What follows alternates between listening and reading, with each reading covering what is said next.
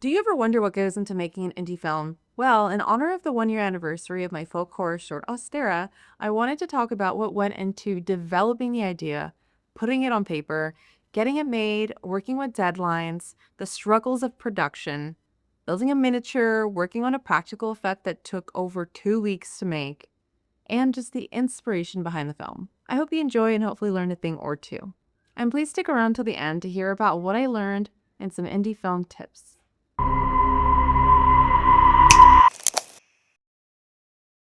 I wrote and directed a short horror film called OSTARA featuring a creepy rabbit goddess creature and a witch cult. And people have been asking what inspired this film, so I'm here to spill. First up, hi, I'm April. I'm a genre filmmaker and I run a multimedia studio called Wild 7 Studios. We produce all kinds of films, mostly in the genre space, so horror is my jam. I'm a big fan of witchy things, 70s horror films, practical effects, beautiful cinematography, beautiful film scores, so I wanted to include all of that in this film. Also, my team and I recently made a pact to make more short films for our channel, so I was very inspired to make something right now. After our studio released our Christmas short back in December, it was my turn, so I wanted to make the next holiday film, horror holiday film. So the next major holiday up was Easter. I could have made a Valentine's short, but I honestly didn't have enough time. But Easter was an interesting challenge for me. So I really wanted to make something for the spring equinox and the Easter holiday, because there really aren't very many. So fast forward to March, I came up with an idea real quick, came up with a really rough outline, and put together these storyboards. These really rough, hand-drawn storyboards. And this pretty beautiful deck, in my opinion. And I sent it over to my partners. They loved it. So that led to me writing the script and putting it on paper a few weeks later.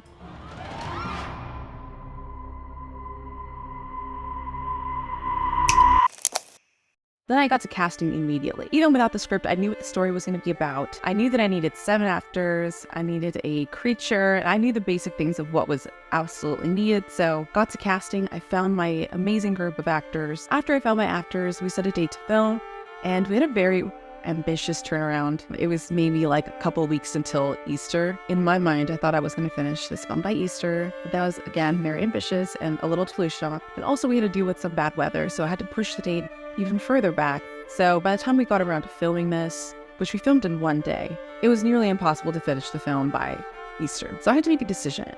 Did I want to push myself and try to make this film by the deadline in like less than a week, or take my time a little bit with it and make something that I was really proud of?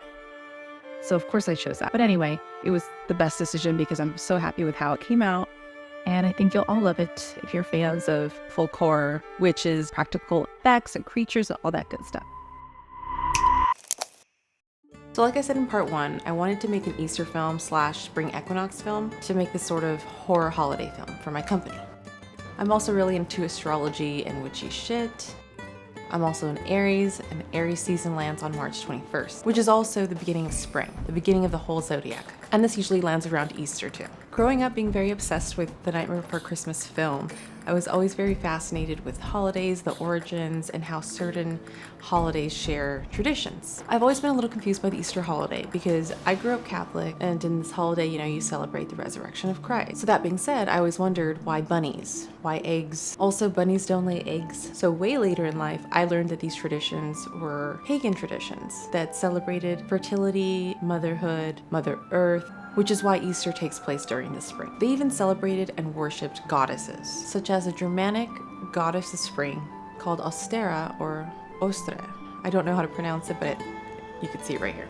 And so I was really fascinated by this goddess. Ostera represents new beginnings, rebirth, fertility, spring essentially, and was often celebrated with feasts, festivals, and egg hunts, hence all the traditions that you see today. One popular story about Ostera is her transforming a bird into a hare who then laid colorful eggs for her festival. Now that being said, I recommend you watching my short film Ostera with a new lens. If you're enjoying this video so far, please make sure to subscribe to our channel. We're going to be posting more tutorials, how-to videos, making of mini docs, behind the scenes, action, and so much more. So please give this video a like if you're liking it so far, and comment any questions or what you want to hear from us next. The filming of this was a bit of a challenge. We filmed 7 pages in one day, I went out to this park in San Dimas, and it was a gorgeous location. But the thing about filming on location, like especially in nature, is that you're dealing with nature. You're dealing with the changing light. You're dealing with chasing light. You're dealing with bugs. On top of that, it was a challenge because we had a very, very tiny crew, and we had a few people that weren't able to make it last minute. So our crew was essentially myself, the director. We had our cinematographer, Silent Chris, and who was also the AC. And then we had our 7 actors, and one of those actors was also our amazing special effects makeup artist, Dre. Shout out to Dre, she's amazing. She created this look. I'll have to do a separate video on this another time. And then we also had our VTS photographer / camera assistant. We had our production sound mixer, and we had our producer. But it was still a very small crew, and we had a large-ish location, so it was a lot of moving parts. So I will say it was a challenge, but we made it through. I also spent weeks, I'm telling you weeks, okay, on this practical effects. It was this egg, this specific egg, and it's 2 different eggs. It's an actual egg, but I had to do some special things to it. And then it was the larger egg that I wanted to see a hand burst out of. And, you know, it's a large egg. It's supposed to be kind of like life-sized. I've never done a practical effect of this nature, so it was a lot of trial and error and just sort of researching and guessing and working with my special effects artist and my producer and my cinematographer and trying to figure out how to make this work. But I'm telling you, it was so cool. I'm so glad that we made it through and figured it out, and I'm very proud of it. But I'll have to do a separate video on this, specifically this egg. Also, this miniature hill. This one was a lot of fun, not the hardest thing to make, but it was a whole process. Another thing that we had to do that is a part of production, it's something that you should always include in your schedule or anticipate, is pickups. So because our time was cut short the first day, there was a few things that we may have missed, like coverage, right? Coverage of this altar here, close-up of this hand with the knife here. That's actually my hand. There's just a few of these other shots here. And so we spent today just getting pickups, Foley, sound, actual shots, and then I even got in there with a mask. Played one of the actors' parts because it was a mask and we had the same hair. But other than that, that's the gist of the production, and I'm so happy with how the film came out.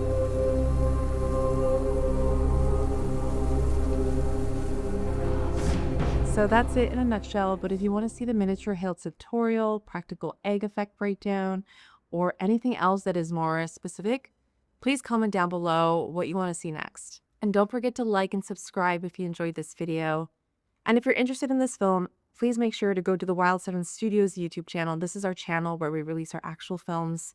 So subscribe and give it a watch. I'll link the film down below. But also, here's a little teaser, the first scene from OSTARA. Thanks for watching, and I hope these helped.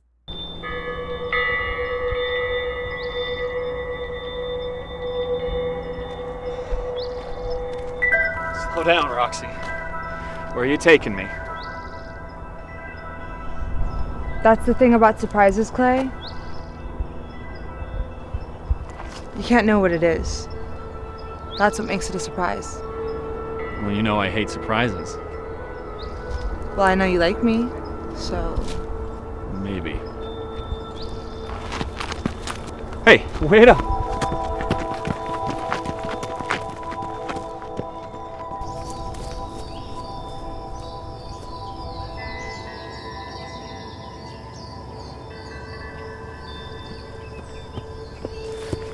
Hang on! You're going too fast.